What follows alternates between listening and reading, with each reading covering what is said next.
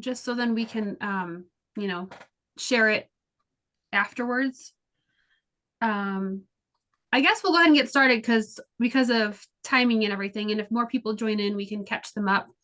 But I just wanted to kind of figure out, we haven't figured out dates. I forgot to add that to kind of like the agenda of what we're going to do for this year. But I guess that determines that's based on if we're going to rearrange where we're going to monitor, or if in the frequency and kind of all of that, like all of those big picture questions.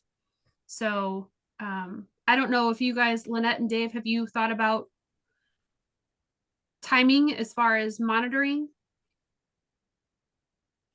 I have not thought about any specific dates.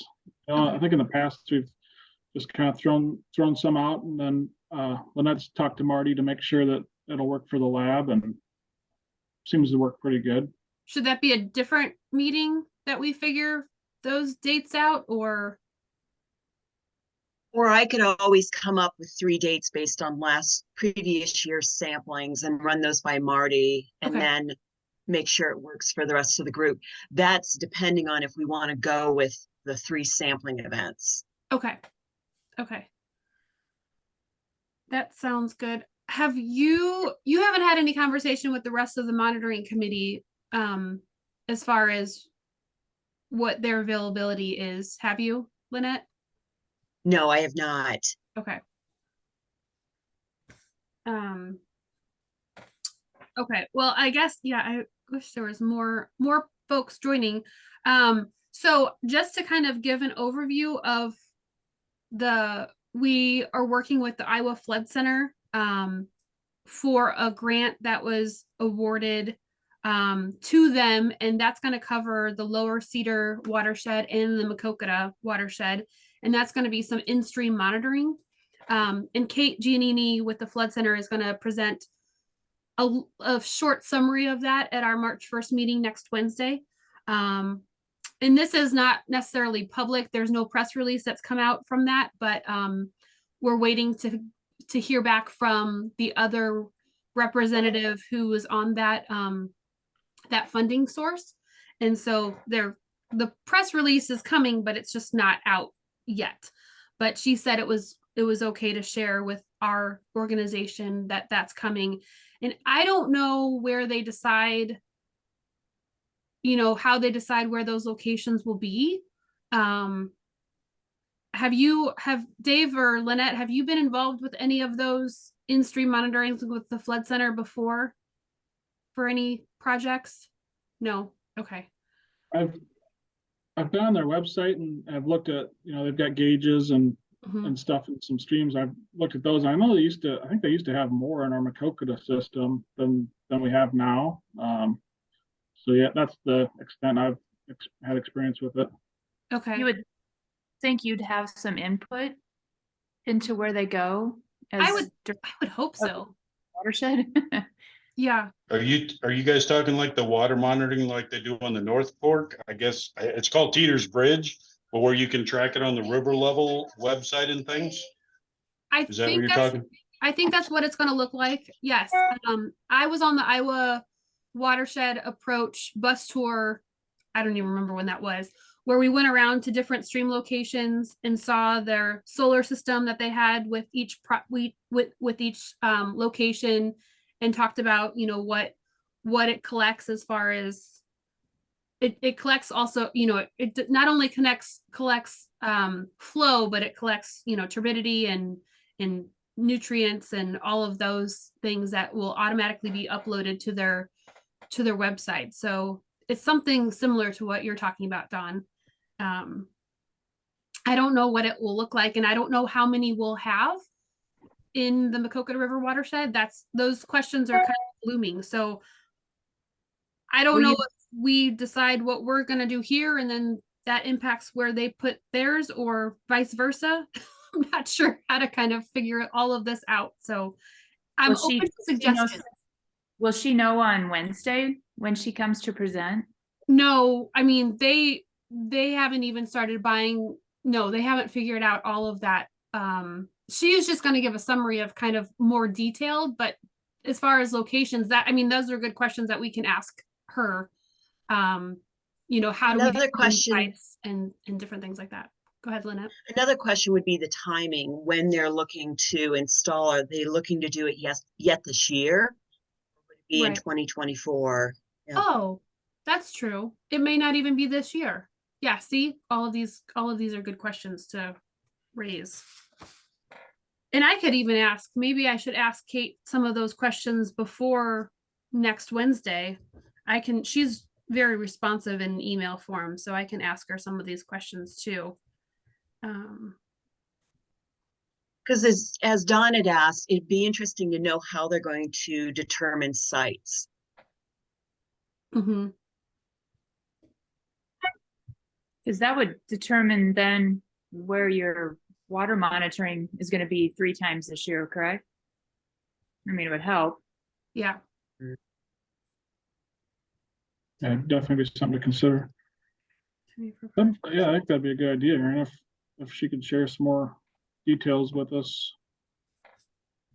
Yeah, I will send Kate an email today asking some of these questions, so then we can kind of, I mean, I'm hoping that we can kind of figure out a lot of this today, but maybe we can't. I don't know. I don't know how to kind of, you know, keep this going to where we can. I think the board will be on, you know, they'll approve our plan no matter what, as far as if we stuck with the same, if we did one more year, you know, sticking with the same locations, the 45 sites 3 times a year. And if we alter that a little bit based on priority areas, I'm sure they would be in support of that. So has the board expressed any input or provided suggestions of what are priority areas for them? Where they want to focus attention? No, that, I mean, after your presentation in the fall, you know, there's that conversation happened as far as like, what do next steps look like? But no, we haven't had, I mean, maybe should we do that? Should we have like I don't know how to get the board more involved and kind of share feedback. Because they haven't shared this is what I think they're looking to us for what we should be doing next, rather than them giving feedback. I don't know. Doesn't that make sense for, I mean, a smaller group to say, this is where we think we should be monitoring this year based on the last 4 years? And then they'll probably just say, okay. Mhm. Yeah. Yeah. I think a couple of questions I had. I know Lynette's definitely an expert in this stuff. You know, what kind of value do you think we'd have if we just kept it the same as last year? Is there any value to having another year's worth of data, having all the parameters being the same that we can control and everything, do you think, versus removing sites or adding sites? Your thoughts on that? There's always value in having more data. It will either reinforce where we're seeing the high and low values throughout the watershed. I think I keep hoping that the board would provide some input as to, because I don't want to drop sites and then have them say, well, that particular stream is really of interest to us. I'm wanting some of their input. Wouldn't this, I mean, the glaring red areas be where you would just I mean, logically to me, you would just drill down in those areas to try to drill down further to see like the smaller streams and see which one is really adding to. I mean, it just makes sense to me that if you've done it 4 years in a row and it's kind of been the same every 4 years. Okay, now let's go to the problem areas and spend more time there, because obviously something's going on. And if the whole idea of this organization is to help fix it, we can't fix it if we don't know exactly where it's coming from, right? Or maybe I'm wrong. I don't know. Well, I could see what the value of maybe adding points, but as far as staying where we're monitoring the same places we've done in the last 4 years. Now, granted, I'm new on this, but to me, you were always, those sites were selected for a reason. And the longer you monitor those, you can see trends, whether what we're doing is effective or not. And maybe they help identify other places we should monitor, like, some of the smaller streams or whatever. But it always seems like getting trends where we could demonstrate that, okay, we were getting these results in these stations, we did this upstream, this is the result we got. So it'll either validate or prove that we need to find different measures of trying to control things. Yeah, I agree. However, the only problem with the three locations is it's more of a snapshot. We can't really determine trends, right, Lynette? As far as Correct. the Yeah. data Because you collection. don't have enough frequency Mhm. in the monitoring to say anything about trends through time. And looking at, I mean, I don't know if you guys want me to share, but I'm just looking at, because of that infographic that I created, showing the maps. It seems like each measurement, like the turbidity is lower, like, is the lower half of the watershed. And then the phosphorus, that is higher numbers, in the headwater, the North Fork of the headwaters of the North Fork. And then nitrogen. So like, I feel like different measurements vary, like, each measurement has a different high focused area. Like the nitrates, that's more of the actual headwaters area. And then the E. coli is kind of the northern portion of the watershed. So that's my question, is like, I don't know what, if we were to reevaluate where we're gonna put more sites based on what we monitor, they're all over the place. So I don't know what the answer to that would be. That's a good point. Well, sorry I haven't been around much, guys. I apologize for that. Hi. But I mean, the sampling we've been doing should help target practices, because you're going to use different practices for nitrate versus turbidity and phosphorus. Because that's usually tied to the sediment. And so this is really nice, actually. So we can do different practices to target different parameters to minimize those effects. And this data really shows that. I don't know if adding more sites is going to help drill that down much. Okay, Mike, I don't know if you heard me say, but the Iowa Flood Center, were you part of that whenever I mentioned that just a second ago? No. We were part of the, I think it was like $1 million grant for in-stream monitoring that the Flood Center will put in. Oh, and nice. the Maquoketa River watershed will get some of that. And so we're splitting that between us and then the lower Cedar watershed. So I don't know what that'll look like as far as locations. And like that, I'm going to reach out to Kate Giannini and ask her some questions. So that'll kind of determine what we do that might influence what we do for this year's monitoring, if it's this year that they're going to put it in or next year. So that might not actually affect us, but I just want to ask some of those questions. But it'll be good to have, more frequent monitoring. It'll be online where we can see the data right away. Yeah, so that's an exciting project that we have going on. No, that'll be good. And that's something that we can use to measure trend change over time on those especially. Mm-hmm. But I mean, after 4 years, don't you kind of know where the problem areas are? And we do. The only, I'm on a lot of these different groups, and you can go both ways, but each year's different. We've been having droughts. We're probably seeing numbers a little bit different during the drought than we would during a wet year. and you don't know what next year is going to entail, and so you hate to miss a year's worth of sampling. Not that we couldn't go every other year or skip a couple of years until we get some practices on the ground and then go back to monitoring again. I mean, it's you're flipping a coin there. I mean, so if you just kept, is it 45 different areas? Is that how many we've done in the past? Yes. I mean, is it a big deal to add 15 or 20 more? And maybe go into certain smaller watersheds to try to get better idea of what's, maybe all the streams are contributing to it. I just think like more data is better. It is, one thing we have to be careful about is pointing fingers too tight.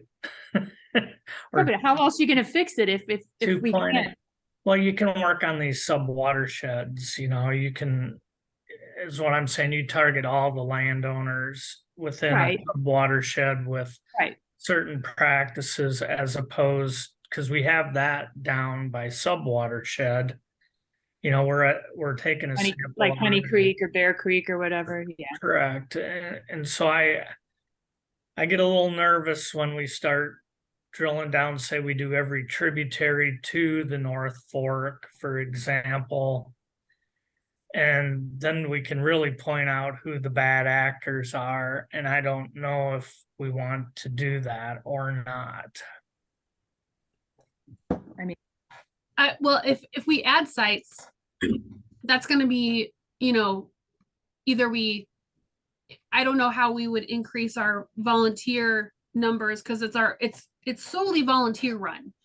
And Lynette and Dave had coordinated that like before I came on board. So it's a well-oiled machine, and, getting more volunteers to monitor 15 or more sites, that's going to take more people willing to do that if we all do it at the same time, 3-4 times a year.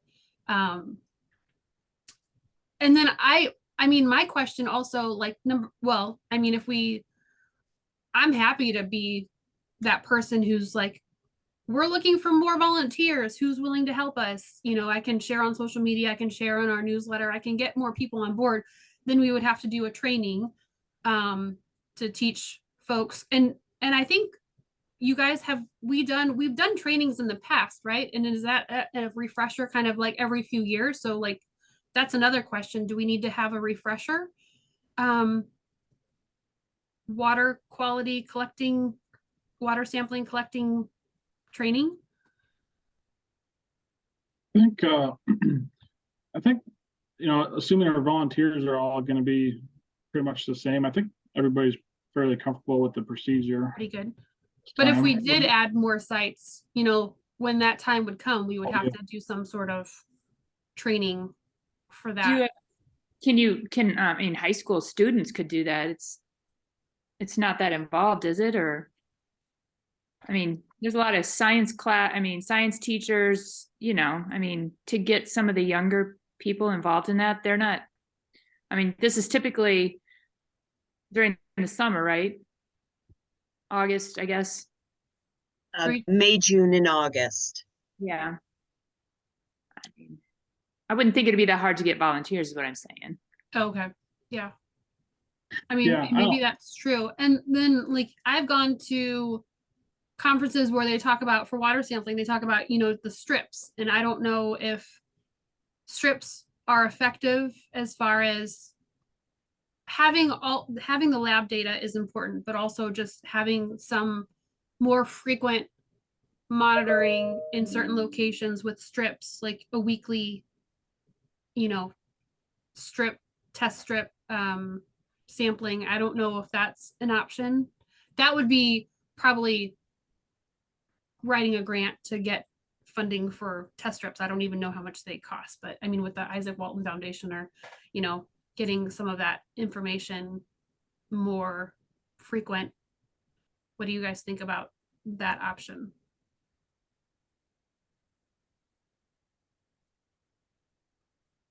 with test strips, you're going to be limited as to what parameters you can monitor. And then the detail, the ranges can be quite variable. I'm thinking in particular nitrate test strips. I think the categories are 0, 1, 2, 5, 10, 20, and 50. So between 10 and 20, there's a lot in between there.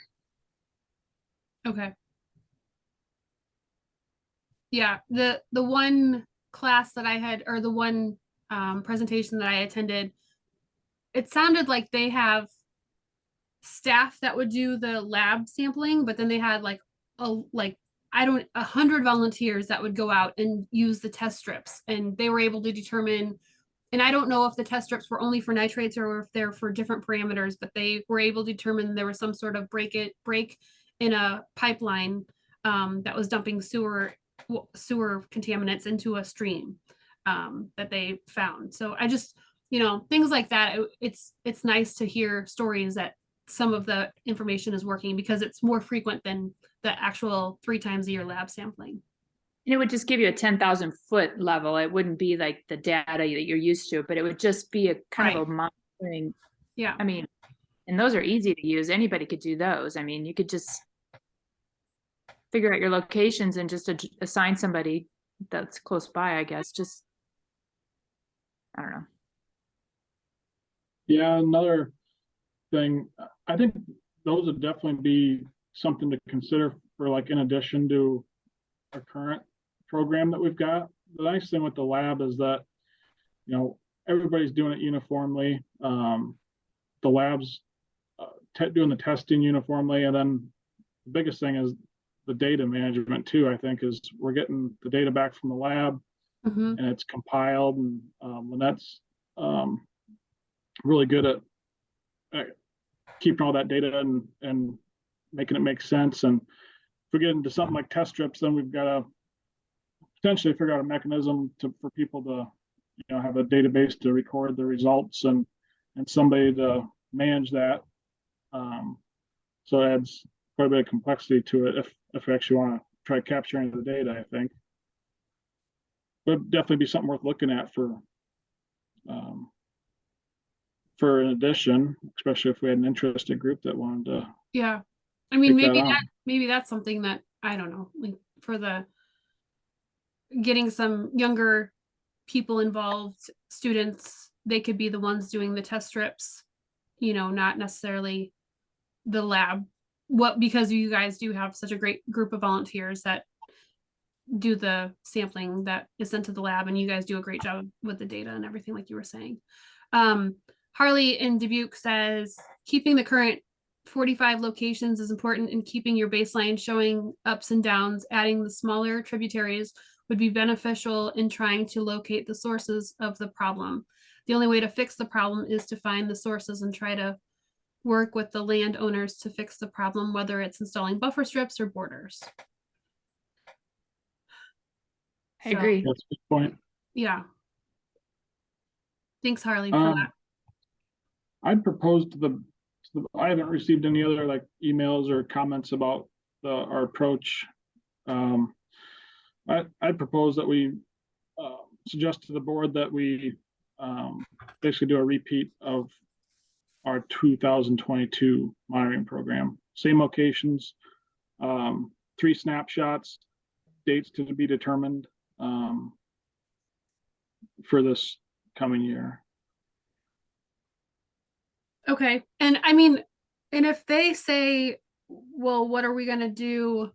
Then they can come back to us and say, we think we should focus on the priority areas or something like that. Then maybe that will guide us in next year's plan. And maybe we can make those changes if they come back saying we should switch it up and focus on other areas. I also think that the Iowa Flood Center project will help with more data. Yeah, that'll be interesting to see what their plan is and what all they're going to be installing. Okay, so does anybody else have any suggestions as far as what we should do for this year? I'm kind of going off with you guys being that I'm new to the group. until I kind of get a better understanding of what's going on, I'll just go off your recommendations. How are we sitting on money for that? I should ask.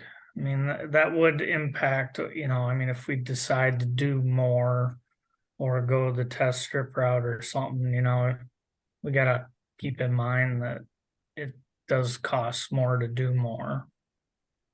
Right. And Lynette reached out to Marty Sinclair at Co College, and it's $18 a sample, right, Lynette? Yes. For our samples that we currently submit. And so that'll stay the same for this year, and we'll get another quote for next year. But yeah, test strips, I mean, they cost, and that's the question. For the sampling cost, that's kind of part of the dues that we collect from the members, as far as, that's looped in when we ask Dubuque for money, or when we ask all of the other, counties for funding. We tell them how many sites we monitor within their counties in hopes that we get that funding reimbursed. But that doesn't include the test strips or, any other. That's just for the 45 locations that we've been doing.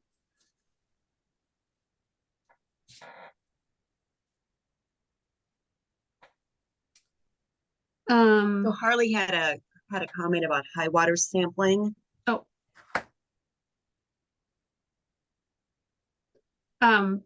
Yeah, so he says, do you do any high water sampling? We do in Dubuque County. Testing is done on a regular basis, but high water events are also added in. Yeah, we haven't yet, unless we get lucky on one of our planned sample dates that we had some rain ahead of the sampling, but we haven't done any planned high water sampling at this time. It'd be neat to see, for sure. Is this all just a function of money as far as why we don't do more? I think go ahead, Go Lynette. ahead. No, I would say it's a function of money and timing and coordination for the volunteers, and then making sure that the lab can take the samples and run them in a timely fashion.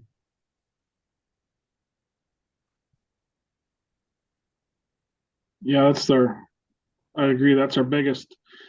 Originally, yeah, we were trying to make sure we could fund it. And that's luckily worked out really well, thanks to all the partners in the WMA. But yeah, just Lynette's time, she is, strictly volunteering with the WMA, and that's so appreciated.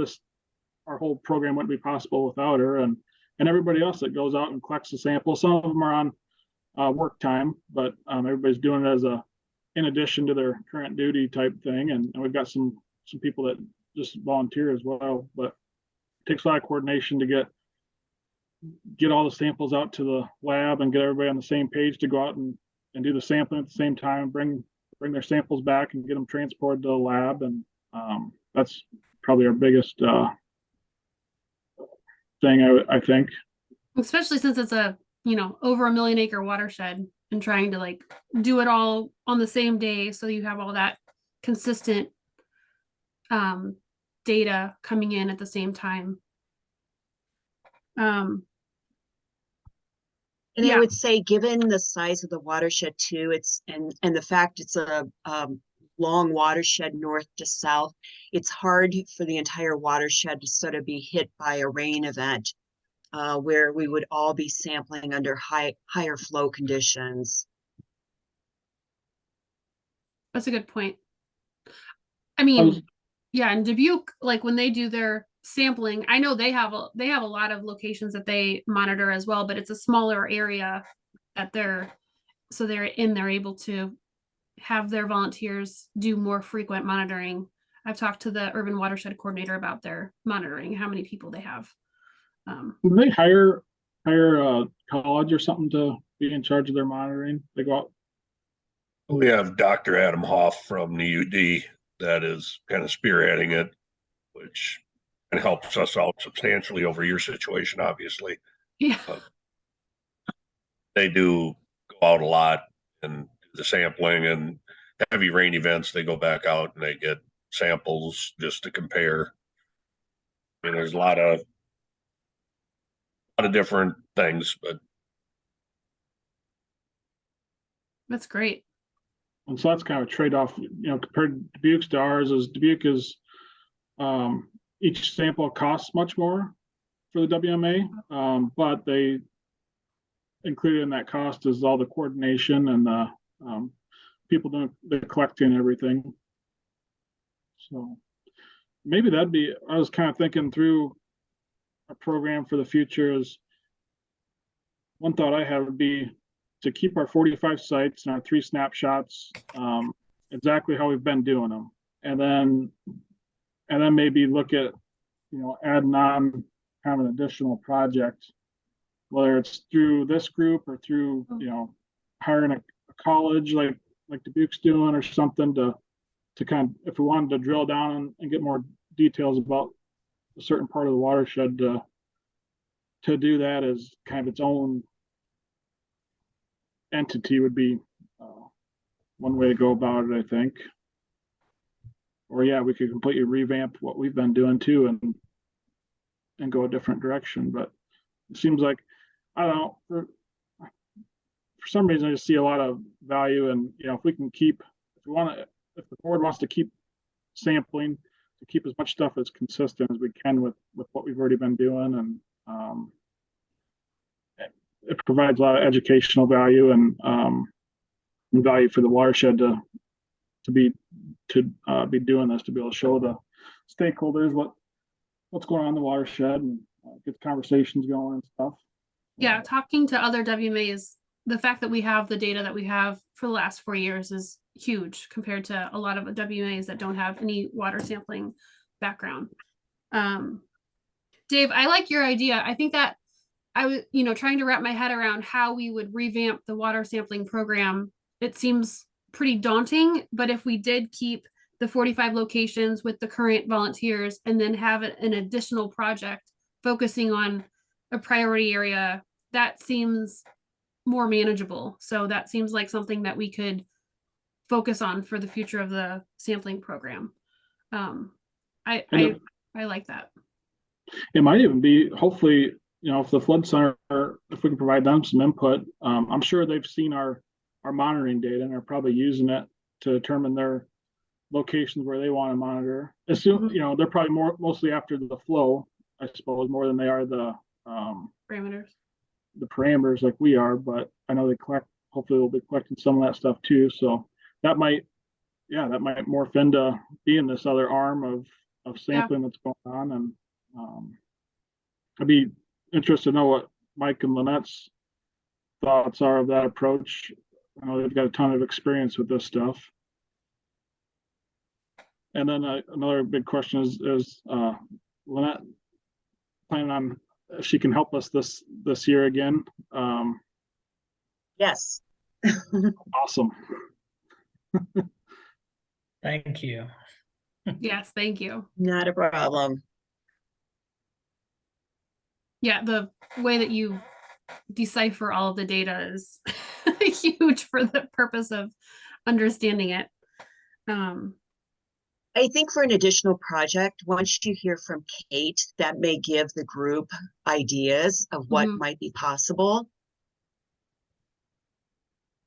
Maybe listen to her is what you're saying. Listen to her and see what she say, and then ask them what they think. And then once, I mean, obviously they're going to do some of the samples too. And maybe depending on where they're going to do their constant sampling, then maybe we revisit what we want to do from there. Is that what you're saying?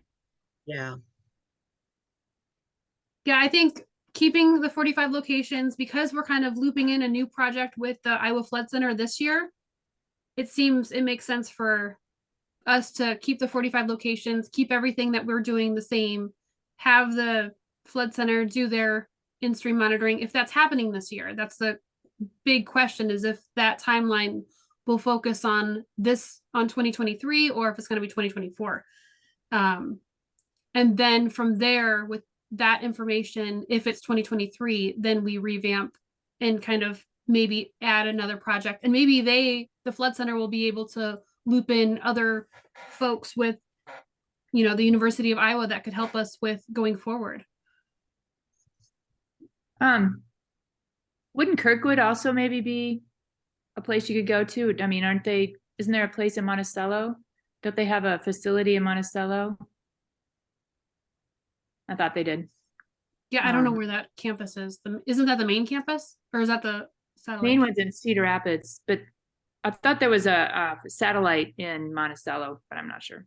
To my On the knowledge, south- there is. Yeah, the south side of Monticello. Just an idea. Yeah. I definitely think looping in students would be, huge going forward, focusing on an additional project.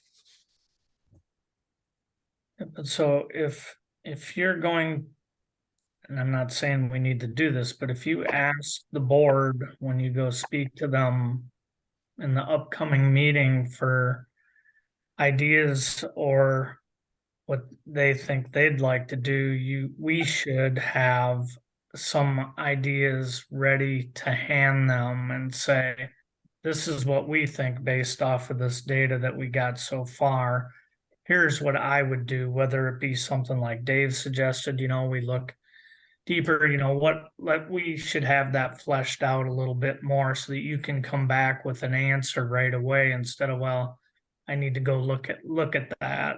You know what I'm saying? Yeah. Because I don't think, they're going to look to us as a group, the water monitoring group, for direction. So we should have that plan Hashed out. or ideas anyway, prioritized and hashed out. Yeah, ready to go for that meeting. Because then you can present it to them and they say, oh, that sounds great. And then, yeah, let's get some money and go to it, is a lot of times how that happens. So. Well, I would think, I'm going to email Kate to see if their plan is 2023 or when the timeline for that will happen. And then do you want me should we have this conversation? Should we have an email chain with everybody on this call as far as figuring out some sort of, a plan for me to share with the board on next Wednesday, or Dave or Lynette, are you planning on joining us to where you can have that decided and present when I call for committee reports? I'm planning on attending. Yeah. Okay. And I'm trying to think of what kind of, Mike brought up a really good point. To have something ready for them, to take action on. Something that jumps out to me is, just having we had kind of a plan that said, based off of our past monitoring and the studies that we've got in our watershed management plan now, if we said this would, these certain watersheds would be good ones to do more focused monitoring on, or something, or more frequent monitoring. Just don't know what to. I don't think I'll have anything for them for the March 1st meeting for that, but I think it's something we should definitely work on. Well, the next meetings will be executive committee meetings. So, we can say the larger board meeting can default to the executive committee to make those motions, but otherwise we won't have another larger meeting until the fall of 23.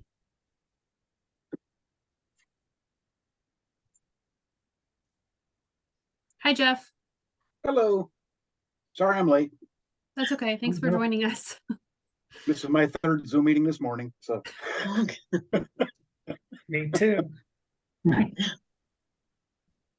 Well, maybe Aaron, I mean, if you could just first find out from the flood center, Mhm. are they doing this year? Are they doing next year? And then if they're not doing it till next year,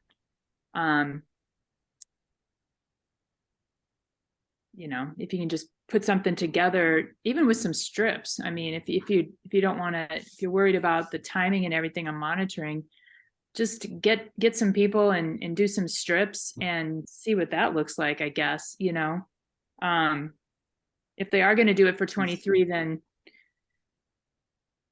maybe you work with that first and see where they're going to be. And maybe you don't have to do anything extra this year.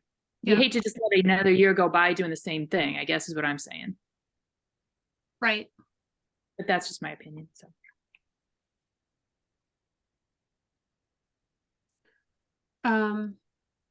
Well, and yeah, you'll talk to her today or tomorrow, right? yeah, I will email her today and find out what the timeline is. And I think that'll kind of then determine what we do for this year. Right. Further. Yeah, because if she says they're going to do something in 23, well, then let's just see what they're going to do for 23. If they're not going to do anything till 24, then maybe. Yeah, I guess if they're not going to do anything till 24, as far as this group, and you know, should we still stick with doing the same as 22, or what do you think that we I should? think we should stick with the same as 2022 unless we get some new information that would make us want to change it. Which I don't foresee happening, but and maybe if you're talking to Kate, Aaron, if you wouldn't mind asking her if she's using any of the existing data from this water sampling program, and if she has any input for us as far as Okay. if she's familiar with the data, if there's anything she sees that would be beneficial to change or add or anything, would be good to know. Definitely. I'll CC you and Lynette on that email as well. I feel like I mean, I'm just really proud of what our water monitoring group has done. You know, we've put this thing together and had a really good program going. And it's all the data has been used to come up with the watershed management plan. And so one thing I always try to remind myself too is that more monitoring is always probably good and it gives us more information, but we've got a lot of other sources for information too. You know, with the land uses and the soils information, everything that's in our watershed plan. You know, at this point we've got a pretty good idea of where, you know, the phosphorus is high and nitrogen's high and E. coli, that kind of stuff. So with all the different flows of information we've got, some good decisions can be made as far as projects and implementing more conservation in the watershed and stuff.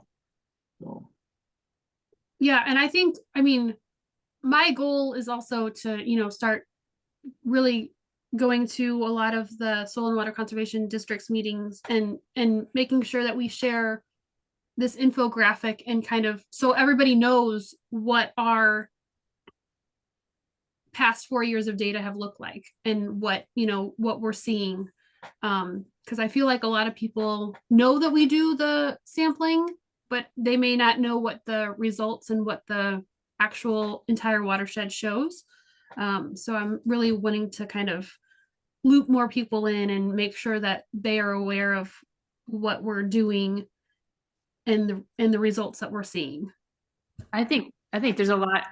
I think the majority of people don't even know what a watershed is, let alone know which one they are in and understand the whole, you know,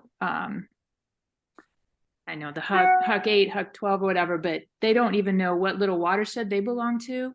I just think if people had that kind of information, they would think more about it and take stock in it. I mean, like you said, I think sharing this information, you got great information, but nobody sees it. Nobody's knows about it. So the more you can educate the public, the easier it would be to get some buy-in, and maybe they do it on their own, you know?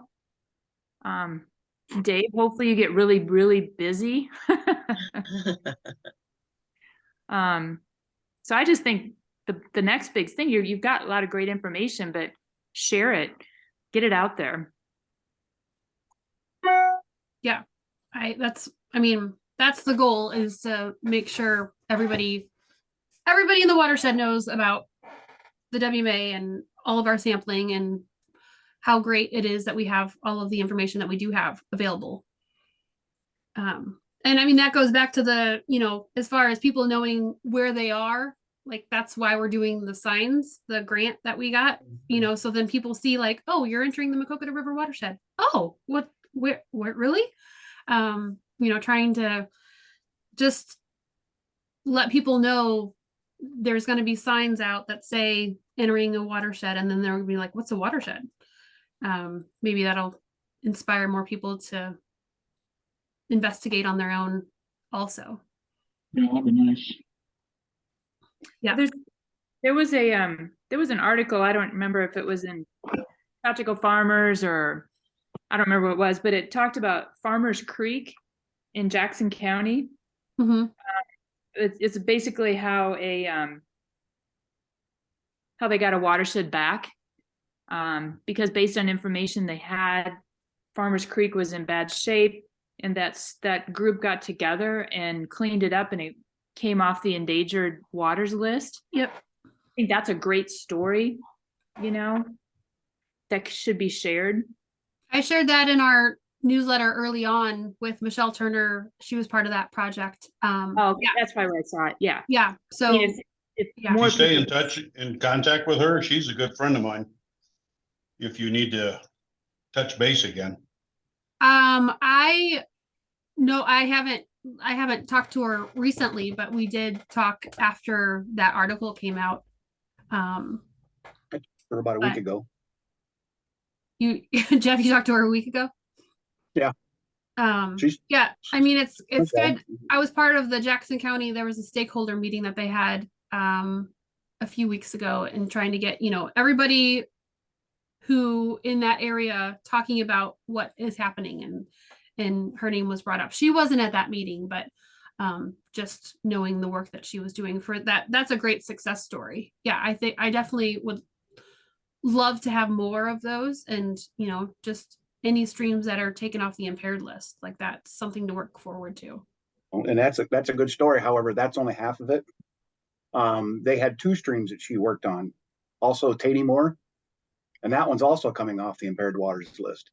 EPA and DNR didn't want to have both of them come out at the same time, both stories. Oh. So they spread them out. So that second story is going to be coming out maybe this year. Oh, good. Okay. Well. But she's an educator. That's her background. She's a good presenter. Believes in conservation. So you might be able to get her into doing a series of presentations at various functions about the story, about how they got those watersheds put together, how they got them off the impaired waters list. Just a thought. Yeah, that would be a good idea to have her share that story at a field day or some event this year. Yep. Or even just help her to go out to various clubs and stuff, you know, organizations that already exist that are always looking for a speaker. Right. She might be able to do it, and she's very good at it. Yeah. Just a thought. Or even, yeah, that's a good point. We could possibly invite her to one of our, you know, the board meetings. It was twice a year meetings that we do in person, Aaron. Yeah.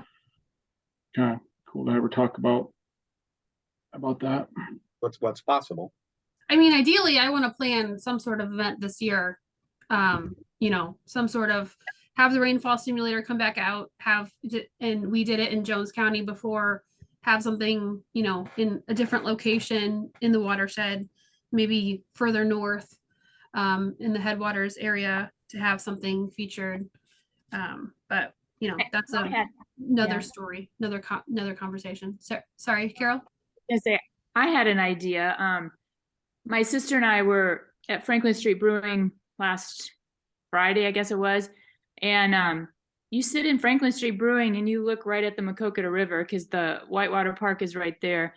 And I actually talked to the bartender. The owner wasn't there, but I know that Dimension Brewing in Dubuque did a thing where they brewed a beer, named it, and part of the proceeds of the sale of that beer go towards the watershed as funds, because Franklin Street, they get benefit from being right there on the Maquoketa, you know. And so maybe you have an event where you have this woman you were talking about from Jackson County come and speak, and maybe you share at 10,000 feet the watershed and the results of the watershed. You know, you don't want to have too much information at one time, but just to get the public aware of what's going on. I mean, and I think, you know, if you can get 40 people in there, you know, and those 40 people talk to other people. I mean, I just think you start somewhere, and people like to drink beer, so that's always a good reason to get people to come somewhere. Then go out and get on a raft and float down the river. Whee! Yeah. Maybe depending on what you read in the in the results of the test, but I just think that would be a great starting place anyway. And then maybe you get some people that are interested in some of the smaller watersheds to maybe try to get those people together or whatever. But yeah, I just think the more education, the better. I agree. I think we definitely need to focus on having an event, you know, every year, if not two, and connecting with other people as far as just getting that outreach going about, you know, practices, best practices and things, sharing the water quality data, having handouts, having things that people can take back. Right. I think those pictures with the red, the yellow, and whatever on it, if that doesn't tell the story, nothing does. Yeah. Thanks to Lynette and Dave for putting those maps together and all the data that goes with that. Okay, well, I mean, definitely look forward to planning some event this year. But as far as like the water monitoring committee and planning for this year, I think I will reach out to Kate, figure out the timing of the Iowa Flood Center project, and then you know, let you guys know if that's going to be this year or next year. And then I don't know, Dave, I don't know if you wanted to kind of, as far as like what you plan to present to the board, are you looking at like a one pager or like a larger plan that you wanted to draft so that it wouldn't make it to the March 1st meeting? I think for the March 1st, we'll just have our proposal for our 2023 program is going to be basically a exact copy of 2022. Okay. So if we could put together what that's going to cost, the 18 times 3 times 25 or 45. 45, yeah. And have that ready for them. Okay. And then I guess I wanted to I was going to ask Mike too, if DNR Fisheries was willing to do the turbidity sampling again. Yep, we are. Awesome. Thanks, Mike. Thank you. Mm-hmm. So yeah, I think that sounds like a really good plan to me. And then then we'll be curious to see what we learned from Kate. So now I was a bit late, and I'm apologizing for that, but as part of your discussion, since you do have some practices now you've put in around, I know around Manchester, and then also just the NRCS has put in some practices throughout the watershed. Were you including any site monitoring for showing the benefits of some of these practices, like upstream, downstream, or anything of that nature? We've got one in Manchester, that wetland project by the Good Neighbor Home, that we've got baseline data for a couple years. I think that wetland is either done or very close to being done now. So I'd like to make sure that continues, but maybe an upstream, downstream type thing to show the effectiveness of it. or whatever. Who was doing that sampling? Is that part of our sampling or is that somebody else's? Is that like Manchester? Were you like, was that a separate sampling? I thought it was part of the source water team was Oh, doing that. okay. If Dave doesn't know, Chad, Wolf the School. water operator, Mm-hmm. would know. Yeah, But that always really comes in handy for giving presentations and stuff. It's local. It's showing a bang for the buck as far as the practices. It's not like something that was done in Southwest Iowa that everybody can say, oh, the soils are different over here, and just blow it off. This way they have to realize this is in their own watershed. And it gives it more credibility, I always thought. So And just kind of going back to what Carol was saying, I mean, I had talked to Tim Vick, and as far as getting some sort of event planned for showcasing the wetland, we were waiting until things green up and it looked a little, it was more settled.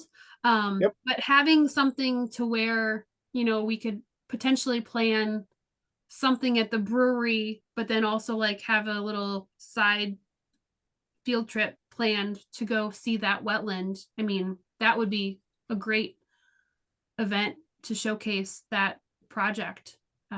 Just totally thinking out loud, but something to where we could loop both of those. If we're gonna have something at the brewery there, make a whole day of it where we have the rainfall simulator, and then hey, let's go look at this project that we just did, and have the water sampling data associated with that as well. But just, yeah, we're planning on that. That's part of the grant that they wrote in for that project, is for us, for the WMA, to do some sort of event featuring that project. because we've been at this now for what, 6 years, 7 years? With the watershed, the WMA and stuff, maybe 5 years, whatever. But that's always been one thing that always kind of bugged me a little bit. Everybody says nothing's happening. There's a lot happening. Yeah. Just you got to look for it. It's Yeah. there. So I'd like to, try to show people that there are things going on. It's not stagnant. And highlight it to show people we can do stuff about it. I agree. I think the more people that see that there are things going on, the more they're going to be like, oh, maybe I should think about that, or maybe certain areas should think about that. I should participate more. This is worthy. Yes. Yeah. Yes. I should get involved. So I'm done. Thanks, Jeff. I got one good idea a day, and that's Mic drop. it's nap time. Okay, well, my goal will be to reach out to Kate, and then we'll loop back in and figure out, what things will look like as far as 2023 goes, based on what Kate says. Well, I think it sounds like we're just going to stick with doing the same as what we've done before, but I'll let you know what she says. And then also with the infographic that we created, feel free, I can send out the PDF of that again. Feel free to share that. I plan to have some of those printed at the March 1st meeting so people can take. It's 8 pages. Lynette, I don't know if you saw, I did add the last page shows kind of the table of, what did I call it? Of the ideal, what is the ideal levels? Standardized levels table, based on what you had shared. So, sulfate and dissolved reactive phosphorus, there's no standard, but for the other 4, there is. And so I shared that as the last page, just because it was 7 pages before, and now it's 8 pages. So it's a little easier to do front and back for all of those. So, but I'm happy to share. I feel like that's something that we should, it's an easy way to look at the data for the last 4 years going forward. And I'm happy to keep creating things like this for each year, or, however we want to do that. Just thought I'd mention that. Thanks, Aaron. Okay. Well, I guess, do we have any other thoughts comments, additions to speak on? Otherwise, I got to go pick up kids before it gets icy. Nope, I gotta go Drive too. I got safe. another meeting. You all be safe up there. Yep. Okay. Thanks, everybody. All right. Yeah, Thank thank you, you. everyone. See ya. Bye. Bye.